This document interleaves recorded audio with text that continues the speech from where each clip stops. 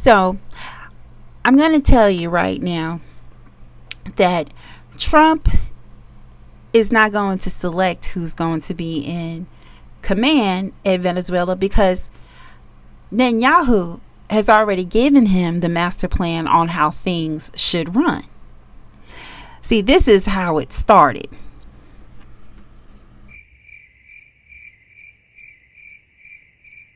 I'll say it again and again and again.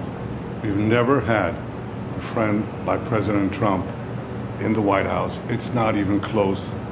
And I think you can judge that by not merely by the frequency of our meetings, but by the content and the intensity. I think Israel is very blessed to have President Trump leading the United States, and I'll say leading the free world at this time. I think it's not merely Israel's great fortune, I think it's the world's great fortune. President Trump has broken so many conventions to the surprise of people, and then they figure out, oh, well, maybe, he was right after all. So we decided to break a convention too, or create a new one, and that is to award the Israel Prize, which in almost our 80 years, we've never awarded it to a non-Israeli, and we're going to award it this year to President Trump. This was announced formally over lunch by our Minister of Education, who's responsible for the Israel Prize. It's going to be awarded to President Donald J. Trump for his tremendous contributions to Israel and the Jewish people. You guys want to see the real reason why Maduro, the president of Venezuela, just got kidnapped out of his own house? ¿Quién manda quién? ¿Netanyahu a Estados Unidos o Estados Unidos a Netanyahu? Netanyahu no es judío auténtico. Él es un cambalache que viene por allá de Polonia. Now, of course, the U.S. and the Zionist news outlets are just calling this guy a dictator and a terrorist and this and that. But if that is true, why does Venezuela get this kind of treatment, but North Korea doesn't? Why doesn't he do this to the little rocket man? Why do they leave North Korea alone, but in Venezuela, they just go to the dude's house, kidnap him and his wife? Maybe he's a good guy, maybe he isn't. I don't know. I don't trust these news outlets. But what I do know is the way we went about this is wrong. Nos acusa a nosotros, a mí me acusan de patrocinar el terrorismo. Son ellos los que patrocinan el terrorismo. Aprovecho para condenar de nuevo, desde el fondo de mi alma y de mis vísceras, al Estado de Israel. Maldito seas, Estado de Israel. Maldito seas, terroristas y asesinos.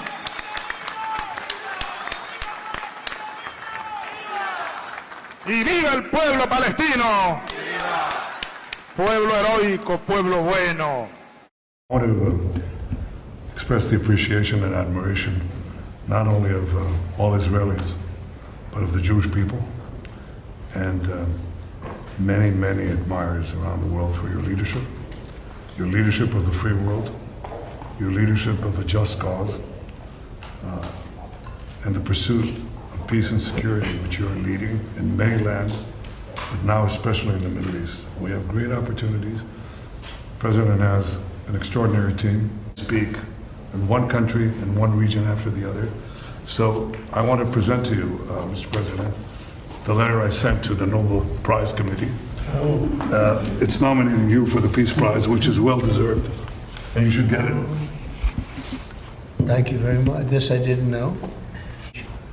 Coming from you in particular, this is very meaningful. Thank you very much, Bibi. Thank you. Thank you for everything you're doing. Thank you.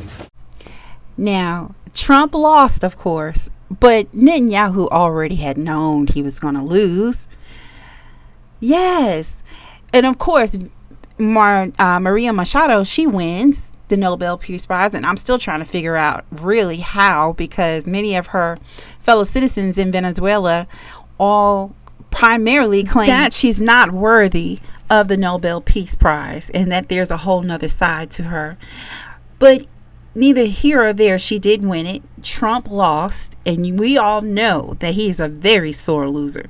And when I mean sore loser, I mean flaming hot red Cheeto sore loser. And especially since his nemesis, President Obama has won the Nobel Peace Prize. And he also had a medical plan for the government that was in his name as well. And so he's desperately trying to get some type of accolade before he leaves office the second time. But winning the Nobel Peace Prize for Maria Machado, that actually worked out brilliantly for Netanyahu. Brilliantly, it worked out for him. And that's when he started to go to work. His plan or plans has always been to use the United States as his proxy his proxy prize fighter.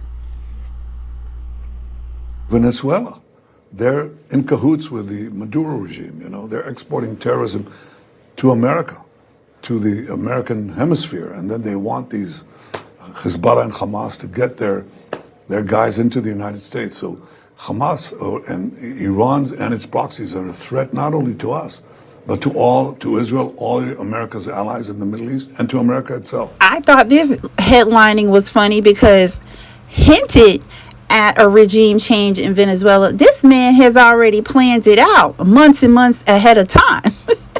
This is his whole making since day one during that Nobel Peace Prize nomination. You just said Iran tried to assassinate President Trump twice. Do you have intel that the assassination attempts on President Trump were directly from Iran? Through proxies, yes. Through their intel, yes. They want to kill him. Look, he's enemy number one. He's a decisive leader. He never took the path that others took to try to bargain with him in a way that is weak, giving them basically a pathway to enrich uranium, which means a pathway to the bomb. So for them, he's enemy number one. And now the con job begins. What he does is he fearmongers President Trump. And he's already stated that it's easy to manipulate the United States. He's already been caught saying that on a recording from years ago, that it's easy to manipulate the United States government to doing what Israel needs for them to do because of their established relationship. Which is so tacky because it's based off of a biblical understanding on the side of America, but he wants to exploit that. And he has no intentions of looking at it spiritually or through the eyes of the Christians. Absolutely not. This is purely for his own self motives. Because I'm going to tell you, this man, he doesn't care what it takes to get to his enemy.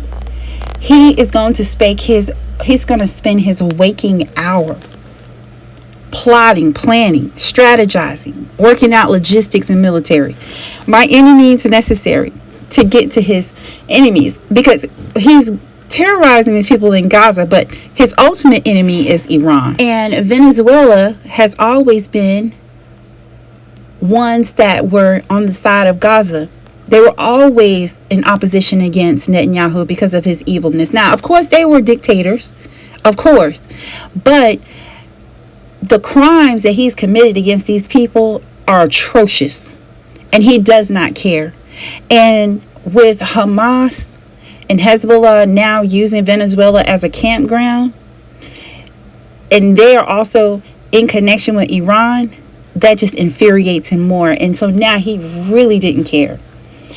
And he wanted to use that and use Trump to fight his battle because Israel has a leash on him. And the only way that he's able to get around in the yard and move freely with that leash is if he's able to come into the territory of the United States. And when they started claiming that drugs were being transported across the territory, they already had insiders working along with Netanyahu mainly, and Trump. And Trump, again, was just being used as a prize fighter for his money, taxpayer money, and our military. I completely trust the strategy President Trump is developing and his Secretary of State, Marco Rubio. Some people talk about invasion in Venezuela, the threat of an invasion in Venezuela, and I answered, Venezuela has been already invaded. We have the Russian agents, we have the Iranian agents, we have terrorist groups such as Hezbollah, Hamas, operating freely in accordance with the regime. And as a Nobel Peace Prize winner, how do you find so much camaraderie, respect, and a friendship and a kinship to form diplomatic ties with a war criminal? This man is a war criminal by the ICC. And the other surmounting issue that I have is that he is going back and forth between United States and Israel, and we have not detained him. But we're going to detain the Venezuela President Maduro. But we won't detain Netanyahu. Instead, we're creating plans with him, and this man has an international warrant out for his arrest. Any other nation has already promised. Even Mandami, the new mayor inaugurated in New York, he's promised that if he steps his foot into New York, it's a wrap. And then Netanyahu had a smart aleck response to a reporter asking him, are you actually going to go to New York? Netanyahu said, oh yeah, I'll go, daring him as if this is not going to happen. חברת הכנסת גוטליב, די. מזה 30 שנה אתה רוצח סדרתי של השלום. לא, עצור. רד מהדוכן מיד. רד מהדוכן מיד. להוריד אותו עכשיו. מה החזון שלך? רוצח סדרתי בקפלן, לא פה. רוצח סדרתי של השלום זה אתה. רד מהדוכן.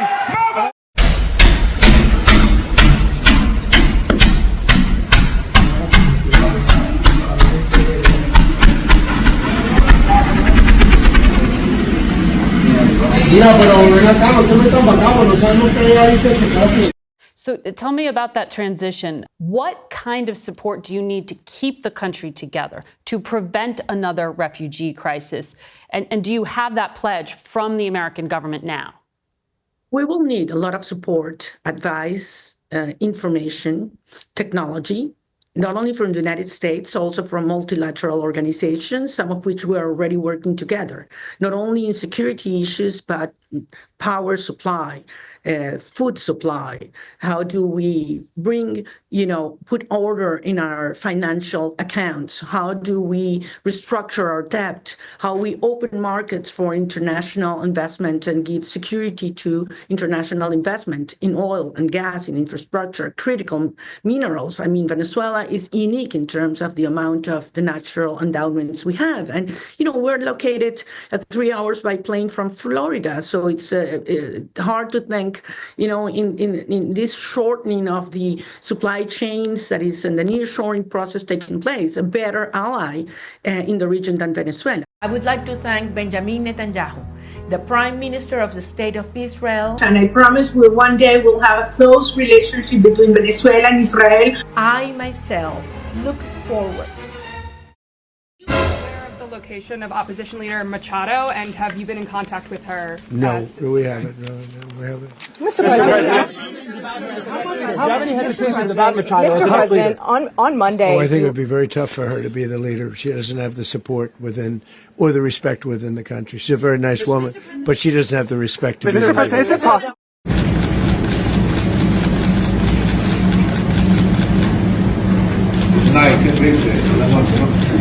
Good night. Happy New Year. Maria Corina Machado is the best example of what can happen to you when you betray your own people on behalf of the empire. Everyone's making fun of her. She invested so much personally. She was ready to take over.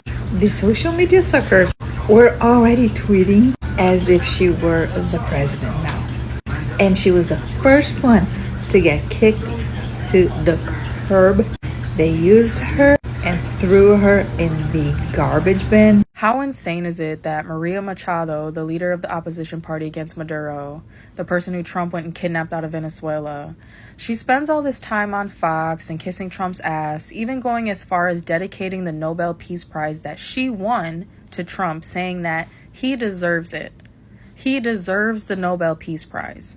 just for him to turn around and drop fire, remove the leader, and now say that he's going to run Venezuela after entertaining her with all this airtime, making it seem like she's next in power after Maduro is out.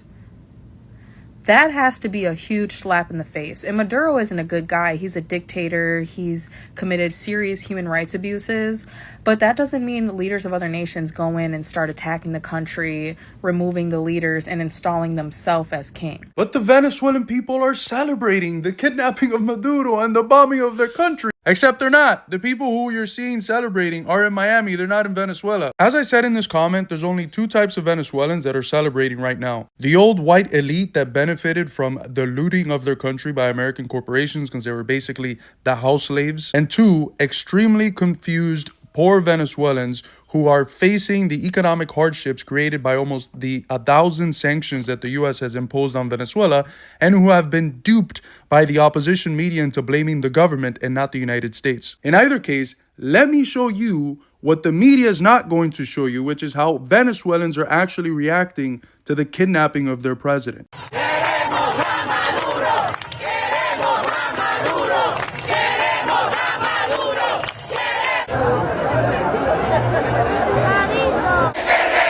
So that's how the actual people in Venezuela are feeling right now. This is why it's so stupid when creators come on here and talk about, you have to listen to Venezuelan. Well, what Venezuelan are you talking about? Are you talking about fucking gusanos, the people that want their homeland to be looted, that are in Miami, that are in the United States? Or are you talking about the real Venezuelans, hundreds of thousands of which are in the streets trying to get their president back and affirming that the revolution keeps going irrespective? And from what I have researched between these last 2 days, he is absolutely right. You have hundreds and hundreds and hundreds of thousands of people within the city of Caracas in Venezuela and also on the outskirts that depend on utility supplies. And since the Trump administration has been occupying that area in Venezuela, these people have no utilities, no electricity. A lot of these people, they don't have proper running water. They are on a lack of food. Some places don't even have any food. These people are completely and utterly lost. But he has now made it back across the waters because he's gotten what he's wanted, and it's a big joke for him because now he's back in Greece. He's in Greece now, and now he's creating new ties as an international war criminal with the country of Greece. Can you believe that? Now, mind you, Trump's son's ex-fiance is the prime minister of Greece, right? She should be able to even call for him to be arrested there in Greece. But anyway, this is a mess. This is a mess. But Netanyahu has left his marching orders for Trump, and you best believe Trump is going to do it. Look at her. She was so prepared. And also, too, the vice president, Delcy Rodriguez, she also had plans and was working with the Trump administration before Maduro was taken down. Trust and believe that. Her along with her brother. Come to find that out. So, King of the USA, he strikes again. He's back across the waters. He's gotten what he's wanted. And it's so crazy because I've seen this relationship before. This sickeningly reminds me of another relationship that was also very tight and close, and they committed crimes together.